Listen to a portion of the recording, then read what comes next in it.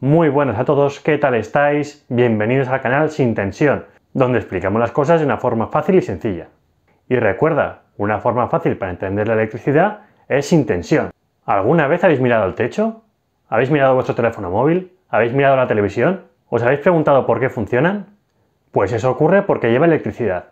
Y esta electricidad hay que llevarla desde las centrales, que es donde se produce, hasta las viviendas, hasta vuestra casa. Y este es el tema sobre el que vamos a hablar hoy. Cómo llega la electricidad donde se produce, que son en las centrales eléctricas, hasta vuestra casa. Así que, dentro vídeo. La electricidad se genera en centrales eléctricas. Estas ya pueden ser de energías renovables o de energías no renovables. Las energías renovables existen un montón. La fotovoltaica, la eólica, la mareomotriz. Existen muchos tipos de centrales eléctricas de energía renovable. También tenemos las energías no renovables, como por ejemplo podrían ser las de gas, de carbón, pero poco a poco van a empezar a desaparecer. Las energías renovables en teoría son una energía inagotable. Este tipo de energías se extraen de la naturaleza, ya puede ser el sol, ya puede ser el viento, las mareas, la geotermia, y estas energías renovables no generan contaminación. Luego tenemos las energías no renovables que sí generan residuos y contaminan el planeta. Excepto la energía solar y alguna otra, todas se producen haciendo girar un generador. Un generador es algo parecido a un motor, pero lo contrario. Tiene un rotor y un estator. El rotor es lo que se hace girar, ya sea con vapor de agua, con la presión de una cascada si es hidroeléctrica, si es energía eólica con la fuerza del viento. Y este tipo de fuerzas hacen girar un imán. Este imán gira dentro de unas bobinas, genera la tensión que produce una corriente alterna en sus extremos. Este rotor que gira no suele tener siempre la misma velocidad. En España la red tiene 50 Hz. Entonces, para adaptar esta velocidad de giro a la frecuencia de la red que tenemos, se convierte la corriente en corriente continua, para después volverla a convertir en corriente alterna, esto sí a 50 Hz. Y ahora os lanzo la pregunta a vosotros. ¿Qué creéis que es la mejor? ¿La corriente alterna o la corriente continua?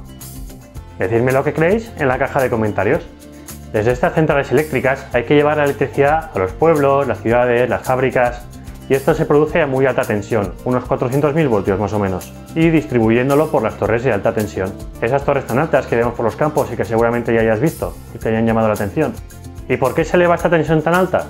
Pues la respuesta es muy sencilla, porque la corriente a muy alta tensión, a muy alto voltaje, a estos 400.000 voltios, tiene una caída de tensión muy pequeña, y así puede transmitir la energía a muy alta eficiencia y sin pérdida. Hay que recalcar que lo que produce la caída de tensión en estas líneas es la corriente, es decir, los electrones. Entonces, si transmitimos la misma potencia a muy alta tensión, las pérdidas van a ser mínimas, muy pequeñas. Cuando las torres de alta tensión llegan a los pueblos y las ciudades, entran a un centro de transformación, que son unas instalaciones muy grandes donde se convierte la energía de alta tensión a media tensión. Esta media tensión puede ir desde los 31.000 voltios a los 1.000 voltios, dependiendo cada centro de transformación la tensión que tenga. Cuando las torres de alta tensión llegan a los pueblos, pueden llegar desde diferentes direcciones, y hay que empezar a distribuirla por la ciudad y el pueblo. Y esto se hace de la siguiente forma. Se reduce la tensión de alta a media, dependiendo del centro de transformación. ¿Y por qué se hace esto? Porque la distribución en media tensión es mucho más segura que la alta. Y luego está la otra pregunta. ¿Por qué no se reduce de alta a baja tensión, que es la que entra en las viviendas? Porque tendría muchas pérdidas en la distribución dentro del pueblo o de la ciudad. Esta media tensión es la que irá a los barrios, y cada barrio puede tener uno o varios centros de transformación dependiendo del tamaño del barrio y las viviendas que tenga. Existen también, por ejemplo, algunas fábricas que tienen su propio centro de transformación. Esto es porque consumen tanta energía y les sale mucho mejor convertir a ellos la energía en media tensión y en baja que tener que traerla desde el centro de transformación. Algo que hay que recalcar es que la corriente se distribuye en tres fases: RST, L1, L2, L3, VW. Hay diversas formas de llamarlas. Dependiendo del sitio donde vayan a entrar, se puede distribuir una fase o las tres. Esto dependerá de la energía que vayan a consumir. Si por ejemplo es un bar o un local grande, entrarán las tres fases, de manera que es mucho más eficiente. Hay también algunas viviendas que obligan a entrar las tres líneas, pero de normal en las casas normales, solamente entra una línea y el neutro. ¿Qué es el neutro? El neutro es el cable que va a tierra en el centro de transformación, digamos por donde vuelven los electrones. La diferencia de potencial entre una línea y el cable de neutros son 230 voltios eficaces.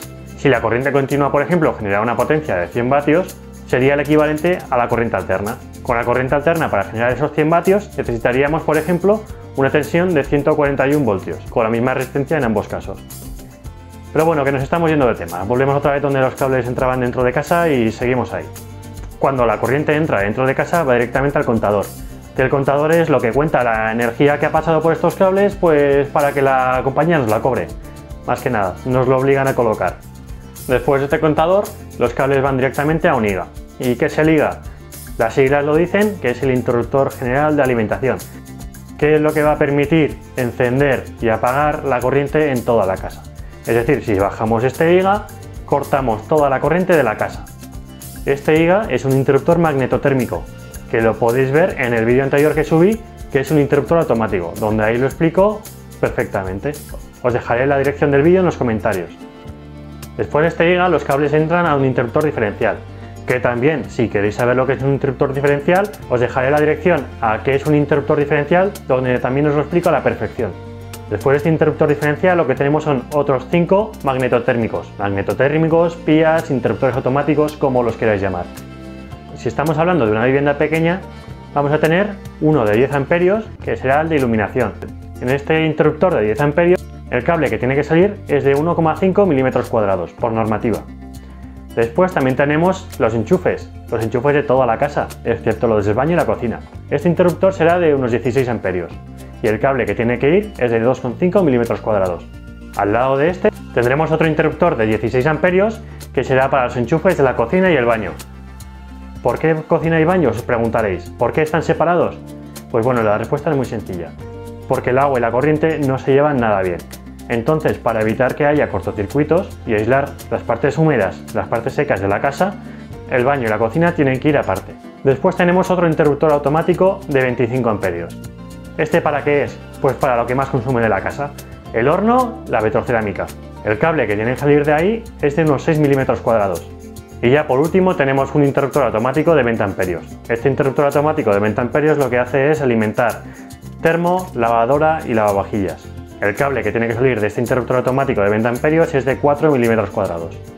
También hay algunas viviendas que tienen este último circuito desdoblado. ¿Esto qué significa? Pues que este interruptor de 20 amperios está dividido en 3 de 16 y cada uno alimenta a lavavajillas, al termo y a la lavadora. También es importante decir que cada interruptor diferencial tiene que tener debajo solamente 5 interruptores magnetotérmicos. Esto es porque puede ser que haya pequeñas fugas en los circuitos y no salte el diferencial tan fácilmente. Y bueno, ¿y por qué os he pegado esta chapa? Pues bueno, ¿y por qué os he contado el tamaño de los cables? Pues es muy importante porque los cables están dimensionados para que cuando haya un cortocircuito, la corriente que pase por el cable no sea más de la que permite el conductor. Esta sección de cable está colocada para que cuando llegue el cable al electrodoméstico o a la bombilla no tenga una caída de tensión excesiva. Es decir, que llegue todos los 230 voltios que tienen que llegar a la bombilla, al electrodoméstico o donde se vaya a consumir esa electricidad. También el cable está dimensionado para que si hay un cortocircuito no pase más intensidad por él de la que puede aguantar. Es decir, cuando pasa mucha intensidad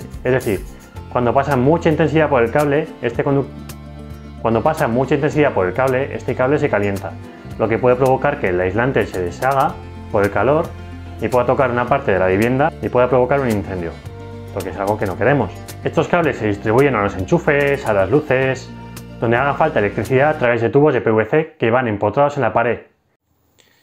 En este caso podemos ver aquí que tenemos el ICP, este es el IGA, interruptor general de alimentación, y por estos cables pues iría primero al diferencial. En este caso estaría mal puesto porque es un interruptor magnetotérmico que va al sobretensiones, que el sobretensiones explicaré en otro vídeo para qué funciona. Y aquí tendríamos los interruptores magnetotérmicos aguas abajo que irían con este interruptor diferencial. En este caso tenemos los circuitos desdoblados y tenemos más circuitos como de aire acondicionado, que hay dos interruptores, serían este y este. Y aquí podemos ver como este interruptor diferencial tiene aguas abajo estos 4 magnetotérmicos. Como he mencionado anteriormente, tenemos 1, 2, 3 y 4 magnetotérmicos que cuelgan de un diferencial. Habíamos dicho que el máximo eran 5. Y aquí abajo tenemos otros 4. Tenemos 1, 2, 3 y 4 que cuelgan de este diferencial. Y por último, que aún me queda un poquito de tiempo, pues os voy a contar un dato curioso. ¿Por qué los pájaros cuando se posan en las torres de alta tensión no se electrocutan? Esto ocurre pues porque los pájaros se colocan al mismo potencial que el conductor, es decir, que el cable. Entonces, al no haber una diferencia de potencial entre ellos, no hay corriente que circula. Ha habido alguna vez que alguna cigüeña, como tienen las alas tan grandes, han tocado dos cables de esa red y desgraciadamente pues no han volado mucho más, pobrecillas. Por último, si os ha gustado el vídeo, dejad el pulgar arriba, suscribíos y dejad en la caja de comentarios qué es lo que queréis que os explique para el próximo vídeo. Y acordaos que hay que trabajar sin tensión. Nos vemos en el próximo vídeo.